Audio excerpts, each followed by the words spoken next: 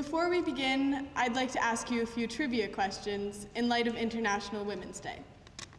Feel free to quickly discuss these in your advisory groups and give them a good think, and then think about how confident you feel in each of your answers. Number 1, how many women do you think were voted into office in the 1976 Canadian federal election? Go ahead, think about it.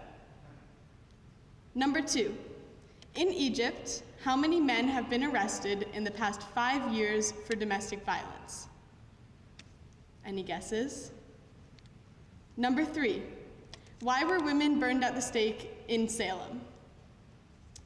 I'll give you a few more seconds. All right, now if you were having any conversations, please turn your attention back to me. I'll be getting back to those questions soon. For now, let's talk about being wrong. As people, we all hold a set of beliefs, ideas, and convictions. We hold these ideas close to our hearts, and it becomes easy to get caught in a dangerous cycle. We start with an idea, and then we surround ourselves with people and media who supports that idea, which deepens our idea and our convictions on the subject. When anything threatens our cherished beliefs, we lash out. I can't say that I'm not subject to this cycle, we all are. The issue is, as my dad has bluntly put it, if we never questioned what we know about the world, we would still think that the earth is flat. It's vital to our success as people, both here at school and moving into the wider world, to always be open to questioning our convictions and rethinking our ideas. Essentially, just to be open-minded. Now, Sophie, where do you go getting this idea? I'll tell you. About a week ago, I did what any reasonable person, desperate for enlightenment and, well, a speech topic, would do. I bought a self-help book. I chose Think Again by Adam Grant. I rapidly read through the first section titled Updating Our Own Views, and then wrote this speech.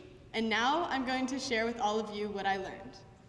Number 1, we all know way less about stuff than we think we do. And number 2, in daily life, we need to learn to think like scientists. Okay, let's break down those claims, starting with number 1. Yesterday in my computer science class, we were talking about the mock exam. My teacher, Mr. Clark, joked to my friend Taylor that he should expect nothing less than a 7+ on the exam, and that having that confidence will be enough to carry him through it. Well, I can't speak for Taylor. I know that no amount of confidence will have me walking out of that exam with a perfect score. And Mr. Clark was obviously joking, but this mindset that confidence equals knowledge is one that some people actually do hold, whether they realize it or not. The issue is, your confidence and knowledge about a subject almost never align. Back to those questions that I asked earlier. How confident were you in your answers? I hate to break it to you, but if you answered literally anything, you were wrong. There was no Canadian federal election in 1976. Domestic violence is not illegal in Egypt, and witches in Salem were hanged, not burned. Now, I don't know what your conversations were like in your advisory group, so I don't know if this point was actually effective, but for the sake of my speech, I'm just gonna pretend it was. If you claim to know answers, don't worry, it isn't your fault. Blame psychology. We're all subject to something known as the Dunning-Kruger effect. The Dunning-Kruger effect claims that the less we know about a subject, the greater the gap is between our confidence and our knowledge. This effect is tested by subjecting participants to tests of logical reasoning, grammar, math, emotional intelligence, humor, you name it. Then by asking participants to guess how well they think they scored against their peers. You would think that these would match, right? The more we know, the more we think we know? That's actually wrong. It's the opposite. In 2007, economists surveyed managers of thousands of companies across a wide range of industries and countries.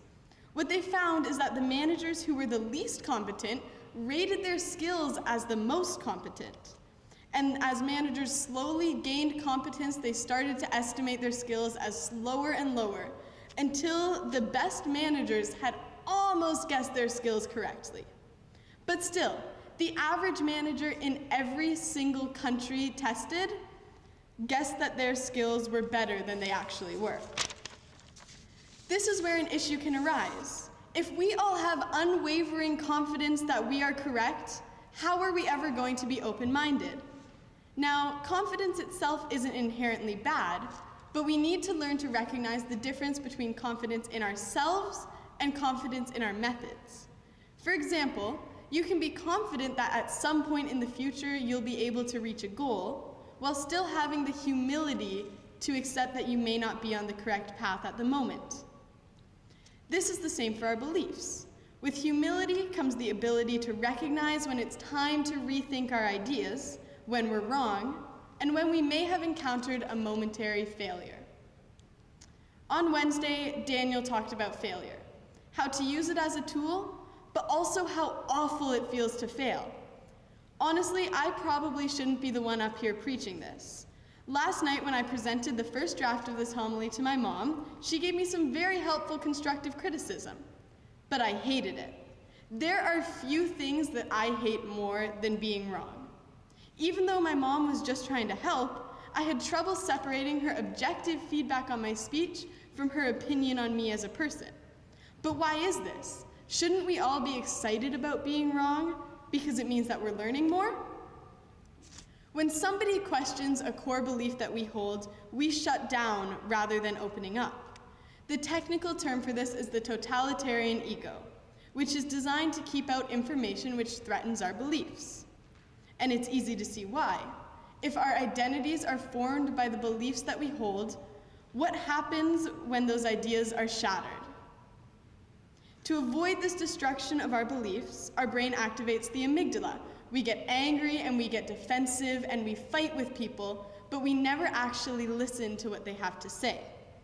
And this poses a huge threat to open-mindedness. But why do we do this? I don't understand. We weren't born with our opinions, we formed them ourselves. I can't control my height or my hair color or my raw intelligence, but I can form my opinions however I want. So with that logic, why does it hurt so much when somebody questions them? Being open-minded should be easy. But regardless of this fact, I doubt I will ever get to a place where I'm energized by being wrong. It's just not in my nature. But I can recognize what the first step is to getting there. I need to reshape the way that I form my ideas altogether.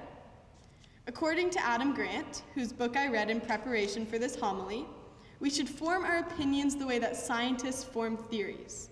Scientists are paid to know the limits of their knowledge. They form hypotheses, and then they perform tests which either prove or deny their ideas, and then they rethink. But being a scientist isn't just a job, it's also a frame of mind. If we form our ideas and opinions the way that scientists form their hypotheses, then we are open to criticism and being wrong, because it just means that we're that much closer to being right. In media, we typically praise great entrepreneurs as being people who hold strong, unwavering convictions. But is this actually correct? Recently, European researchers tried to discover if it was valid. They flew 100 business owners and entrepreneurs to Milan for a 4-month-long training program. But what the participants didn't know is that they were split into 2 groups. One was taught to think scientifically, and the other was a control group given your typical entrepreneurship training. After 1 year, the average entrepreneur from the control group had made $255. In that same time period, the average entrepreneur who was taught scientific thinking had raked in a whopping $12,072. This is almost 50 times as much money, just for changing the way that they created and adjusted their ideas. In the world that we live in, information is produced at a rapid rate, and it's always changing. If we're forming our ideas in scientist mode, we don't start with an opinion. We start with questions and puzzles, and we search for answers. We avoid considering our biases, and we look straight at the facts presented. If the facts are saying that our ideas are wrong, then we rethink and we form new, more accurate opinions. We are actively open-minded, and we search for reasons that we might be wrong instead of searching for reasons that we must be right. Now, if you were not paying attention, this is what I want you to take away from my speech. Most of us are proud of our knowledge and our expertise and the way that we can stay true to our beliefs and convictions. They shape who we are and how we perceive the world. But this would make sense if we lived in a stable, unchanging world, but we don't. The world that we live in is rapidly changing, and we must be able to adapt our views as new information is presented. Rethinking and being open-minded are skills, but they're also a mindset. We all have the abilities and the tools that we need to think again. We just need to take a minute every once in a while and remember to use them. Thank you.